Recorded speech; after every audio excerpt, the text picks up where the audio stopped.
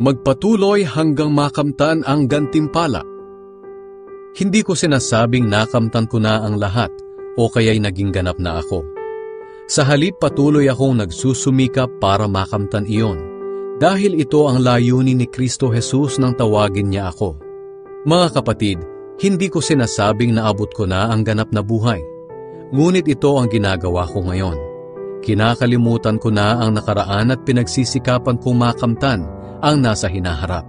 Tulad ng isang manlalaro, nagpapatuloy ako hanggang makamtan ko ang gantimpala na walang hiba kundi ang pagtawag sa akin ng Diyos na makapamuhay sa langit sa pamamagitan ni Kristo Jesus. Tayong malalago sa pananampalataya ay magkaroon sana ng ganitong kaisipan.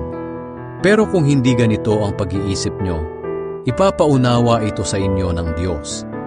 Ang mahalaga ay patuloy nating sinusunod ang mga katotohanang natutunan na natin. Mga kapatid, tularan niyo ako, at tularan din ninyo ang iba pang namumuhay ng tulad namin. Sapagkat maraming namumuhay na salungat sa aral tungkol sa kamatayan ni Kristo sa krus.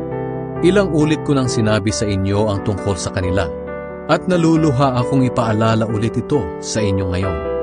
Kapahamakan ang kahihinatnan nila, dahil dinidyos nila ang kanilang tiyan. Ipinagmamalaki pa nila ang mga bagay na dapat sana nilang ikahiya, at wala silang iniisip kundi ang mga makamundong bagay.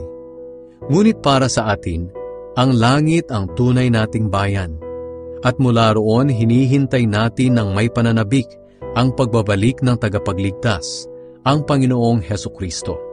Sa pagdating niya, babaguhin niya ang mahihina at namamatay nating katawang lupa, at gagawing tulad ng maluwalhati niyang katawan. Gagawin niya ito sa pamamagitan ng kapangyarihan niyang sumasakop sa lahat ng bagay.